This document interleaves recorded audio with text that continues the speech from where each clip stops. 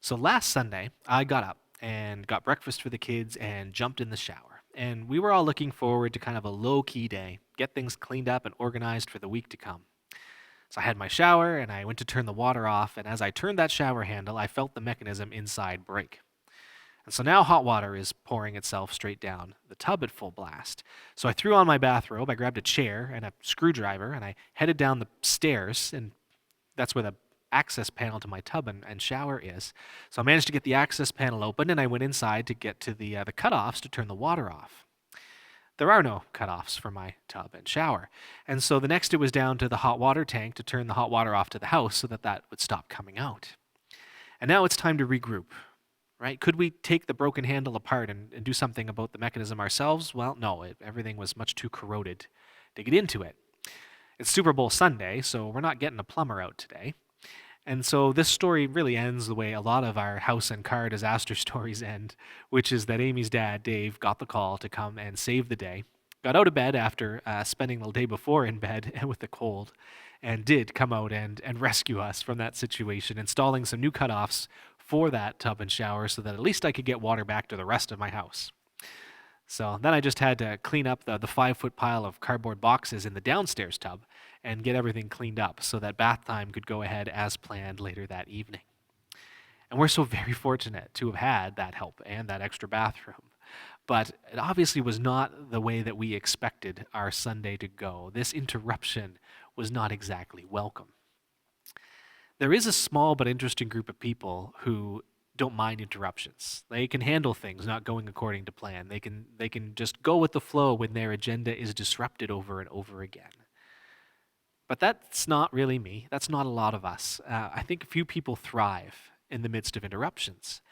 And this has not been an easy season for us who don't thrive in the midst of interruptions, because these interruptions have really been nonstop. They're interruptions to school, to work, to childcare, to travel, to our activities, all thanks to the pandemic in particular. Right? Did your kid wake up with a cough? Well, I guess we need a new plan. He's not going to school today. Did someone in the house test positive for COVID? Well, I guess none of us are going anywhere this week. And of course, now it's the weekend, so here comes a snowstorm, right? Why even make a plan when there's so little chance that it will survive being derailed from interruptions? And on top of all that, most of us carry little perpetual interruption machines in our pockets or in our purses, our phones that blink and ding and remind us of all these different things and take our calls and messages and notifications. There are so many forces that conspire each day to rob us of time and attention and focus. There's just no way to avoid regular interruptions. And this is a key reason it can be very hard sometimes to do what we're talking about doing this month, which is practicing the presence of God. But what if interruptions weren't just unwanted intrusions that make life worse? What if they were faith-strengthening opportunities to be present to God and the people that he loves? Today we're going to look at how Jesus responded to the constant interruptions in his earthly life and look for lessons in how we might practice the presence of God today. So last Sunday focused on our mission and our partnership with Canadian Baptist Ministries. So I'm going to return quickly to the week before that and our theme in February of practicing the presence. And in my introduction to this, we talked about this traditional spiritual practice of the church, and I told you about Brother Lawrence and gave some examples of what practicing the presence of God can look like. But it really boiled down to the idea that we should just look up, remember God, think about God, keep returning to an intention to go about your day with God. That's the gist of it. Just look up as often as you can. Christians believe that we've been given new spiritual life and that we're united with Christ. But that this life-changing and this world-blessing reality of it's not something that we always live out very well, because if we limit our relationship to God to church services and Bible studies and other religious activity, then we miss an awful lot of what the Christian life is. Practicing the presence of God is about developing this richer inner life, one where you regularly think of God, speak to God, listen to God as your day unfolds, however it unfolds. Now, some interruptions can definitely be a threat to practicing the presence of God, especially if you've built different cues and times into your day to help remind you to look up. If your day gets thrown off by interruptions, you might miss those. Plus, interruptions can be stressful, and that might make you focus entirely on this unexpected event and lose track of the rest. So it might make sense that we would want to reduce interruptions to practice the presence of God, right? And we do see some support for that in the way Jesus lived his life. We know that Jesus went on spiritual retreats, that from time to time he just took off into the wilderness where he was very difficult to find because he needed this uninterrupted time with God, just to commune and to be and to pray. So he took that for extended periods, and it tells us something about the need to sometimes, at least, reduce our interruptions. But according to the gospel accounts we have of Jesus' life and ministry, avoiding interruptions was actually not Jesus' main strategy. In fact, Jesus' ministry happened in the midst of regular interruptions that he often embraced. Today's passage from Matthew chapter 9 is an example of this. Back in the fall, I preached a message about Jesus' teaching about old and new wineskins. And it was a pretty important, nuanced topic that Jesus was trying to explain about how what he was teaching related to the Jewish faith of his listeners. But even while all that was happening, here in Matthew's account, there was this chain of interruptions that was building. And if I start in Matthew 9:18, we read that while Jesus was saying this, a synagogue leader came and knelt before him and said, "My daughter has just died, but come and put your hand on her and she will live." And Jesus got up and went with him, and so did his disciples.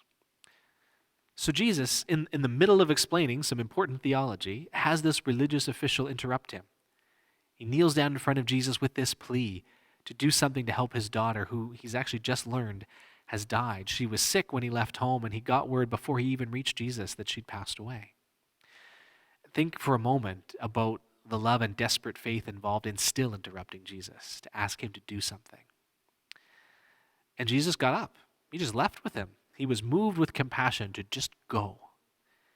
But no sooner had Jesus started walking to this man Jairus' house that he was interrupted again. Here's verse 20 and 22. Just then, a woman who had been subject to bleeding for 12 years came up behind him and touched the edge of his cloak. She said to herself, "If I only touch his cloak, I will be healed." And Jesus turned and saw her. "Take heart, my daughter," he said. "Your faith has healed you." And the woman was healed at that moment. So this woman with a sort of bleeding disorder managed to catch up to Jesus, and she had tried everything. She tried every doctor, every treatment, every possibility to address her condition. None of it had worked. She just kept getting worse. And besides the physical suffering this caused her, she was cut off from her people and from worship too, because ongoing bleeding made a person ceremonially unclean under the law as the Jewish religious teachers taught it at that time. So she could not go to the temple for worship. She wasn't even supposed to touch anybody because she would defile them because of her condition. And so think for a moment about the pain and the loneliness that she'd been living with for 12 years. But she believed that maybe she could touch Jesus. Maybe instead of defiling him with her touch, his power would heal her instead. And it did. And Jesus stopped what he was doing when he sensed her touch, and he told her that her faith had resulted in God's healing for her. And in Mark's account, Jesus says, "Go in peace and be freed from your suffering." Those are incredible words to hear after what she'd endured for so long. So then Jesus continued on from that interruption to the first interruption, off to Jairus' house, full of noisy grievers when he arrived. And he told them, "Take your pipes, take your cries, go away, because there's no cause to mourn here." And they laughed at Jesus, but after they'd been sent away, Jesus took this girl, this 12-year-old girl, by the hand and returned her to life.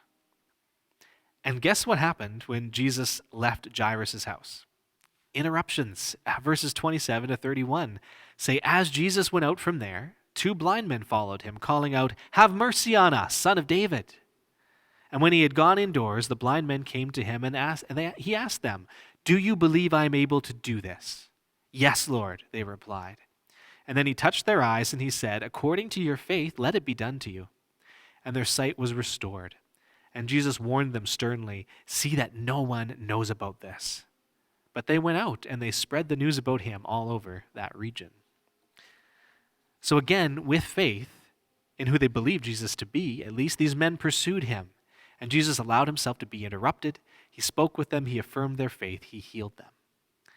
And in case the pattern's not clear enough, what do you suppose happened as soon as Jesus left the building where he'd met these formerly blind men? Verse 32, while they're going out from there, a man who was demon-possessed and could not talk was brought to Jesus. And when the demon was driven out, the man who had been mute spoke.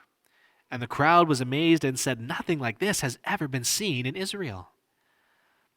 So yes, another interruption, and this time of the man being brought to Jesus for healing, and Jesus saw his need, and Jesus restored him to health and wholeness. The different gospel writers assemble the events in Jesus' life in different ways for different reasons. It's not necessarily the case that every one of these things happened back to back to back to back. But any uncertainty over that does not take away from the attitude that we see Jesus have as he carries out his ministry. I mean, do you think that anybody's time has ever been more important than Jesus' time? No, but here and in many, many other accounts in the Gospels, Jesus regularly allows his time to be given to people who interrupted. You could even say he embraced certain kinds of interruptions. When people pursued him in faith, he put their needs before whatever he'd been planning to do. Interruptions certainly didn't prevent Jesus from being present to God. Instead, his close relationship with God caused him to respond to interruptions with grace and compassion. And in this single passage, right, these 4 interruptions lead to 4 of Jesus' most powerful miracles, with a child given new resurrected life and these other people having important parts of themselves restored. And he also demonstrated through this that, yes, he was God's anointed, the Messiah. So maybe you already have a healthier view of interruptions than this, but I know that I struggle with really almost always seeing interruptions as annoying or negative. Because I have my plan for the day, right? I have my agenda, and interruptions just interfere with that. And therefore, they're a problem. And if your attitude is ever something like that at times, then this is a good challenge as we look at Jesus' response to interruptions.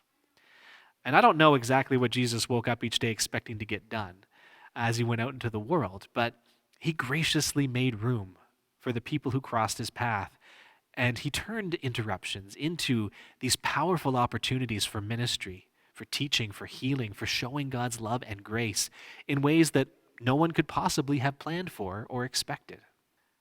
What would it mean for you to react to interruptions in a more Christ-like way? Like when the phone rings, when they get that knock at the door, when your child calls out for attention again, when your friend calls and launches into this big life update out of nowhere, when your husband or wife comes to you with something that's been bothering them right in the middle of whatever you were doing. What if you were able to better recognize these as God-given ministry opportunities and not just as obstacles to getting your day done the way that you'd planned? If we are practicing the presence of God, recognizing that God is with us and in us and all around us, that he's active in the lives of all the people we come across, well, that would certainly help us see the value in interruptions instead of simply being irritated at what they cost us. I mean, as much as anyone, I need to remember that just because things are not going according to my plan does not mean that they are not part of God's plan for me. And this extends to larger things. Interruptions like changing jobs or having a parent or family member move in to live with you or facing some new limitation in your life because of an illness or injury. There are many other ways in which our plans and expectations can be interrupted that affect all of our lives. Adele Calhoun, the author of the Spiritual Disciplines Handbook, says, practice the presence in interruptions. The intention to live in the presence of Christ is a way of saying, I am here.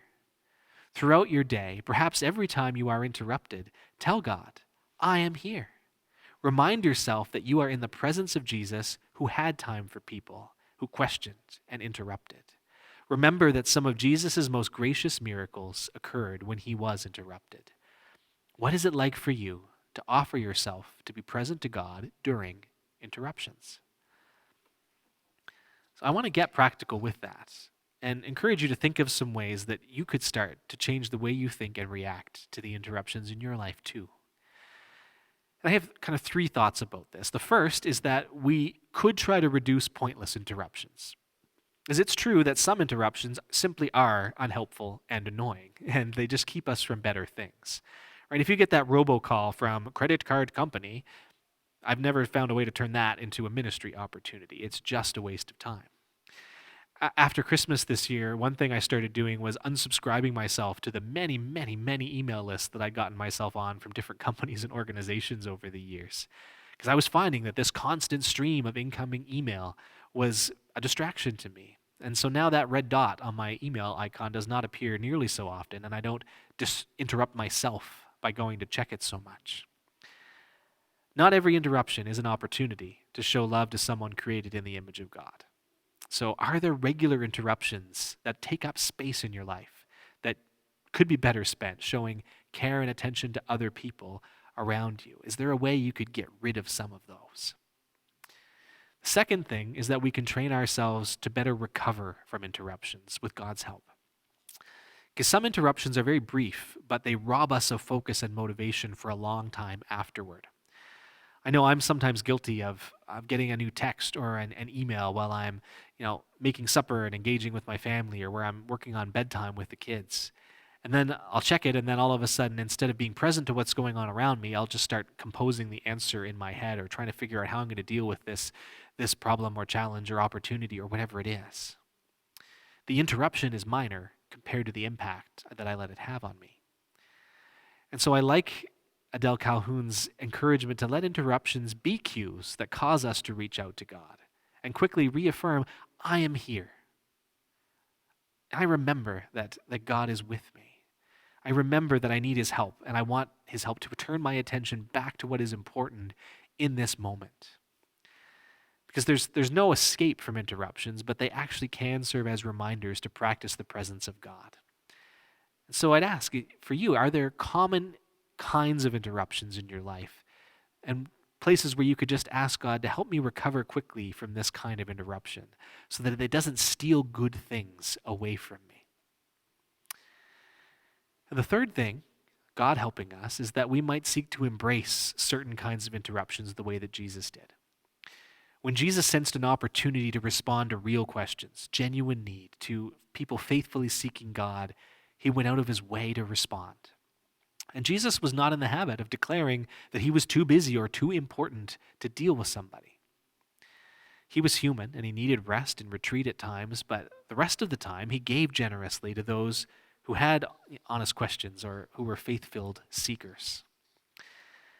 Notice that nobody who came to Jesus had to have perfect theology or a full understanding of who Jesus was, or they didn't have to live a blameless life. They just had to want to know and believe in him. That was enough then, and that is enough now. Jesus has all the time and the patience and the grace all the time in this world and beyond for you, anytime you want to approach him. And we're also called to be like him. Christian faith is not agreeing with a set of propositions so that we get to go to heaven one day. It's receiving this new and eternal life from Jesus, where we have this opportunity then to grow, to be more truly and fully human, the way that Jesus was. And so if we make it our intention to go through our days with Jesus, practicing the presence of God, as part of our commitment to be like Jesus, then we should find ourselves responding to interruptions more in the way that Jesus did. And that means training ourselves, not simply to groan at the way something might throw off our plans, but to wonder, is there ministry possible through this interruption? It means trying to replace the thought, how quickly can I get out of this, with the thought, how can I show grace to this person? It means looking up, saying to God, I am here and I am making myself available to you through this interruption to do what you will.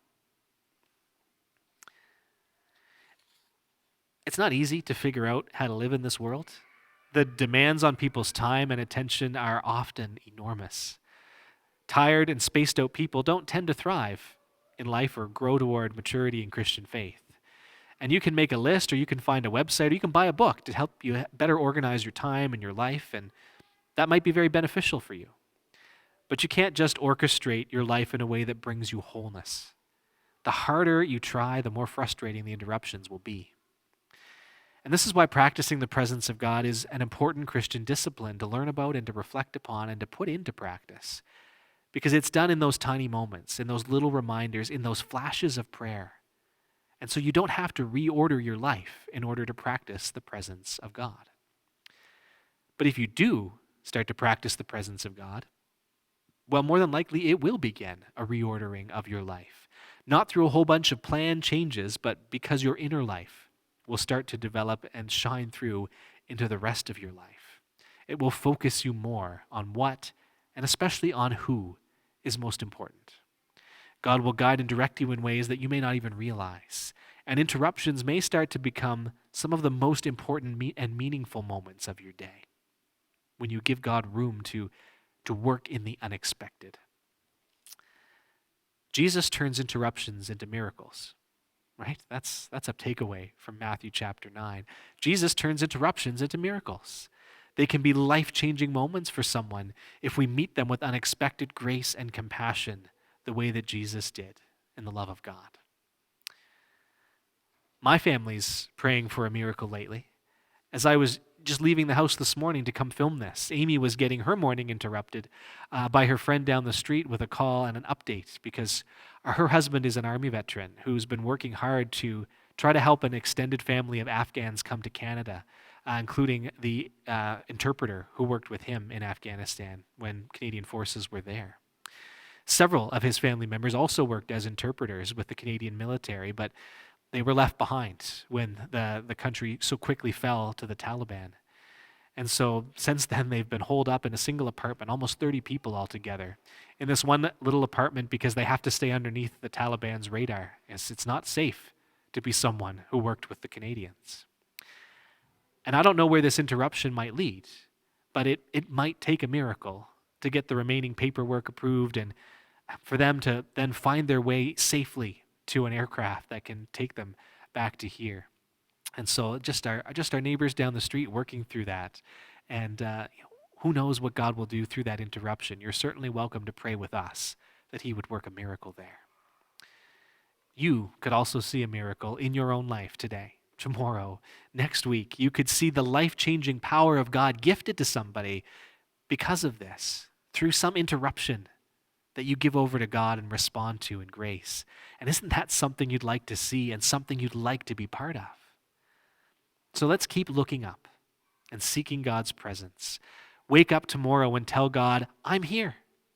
And as you go through your day, give him some of life's little interruptions as a chance to do much more than you thought might be possible.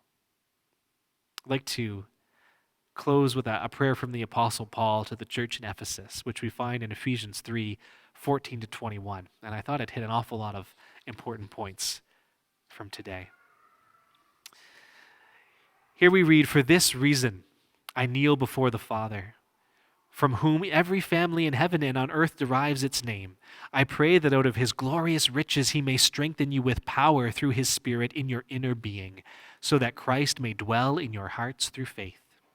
And I pray that you, being rooted and established in love, may have power, together with all of the Lord's holy people, to grasp how wide and how long and how high and how deep is the love of Christ, and to know this love that surpasses knowledge, that you may be filled to the measure of all the fullness of God. And now to him who is able to do immeasurably more than all we ask or imagine according to his power at work within us, to him be glory in the church and in Christ Jesus throughout all generations, forever and ever. Amen."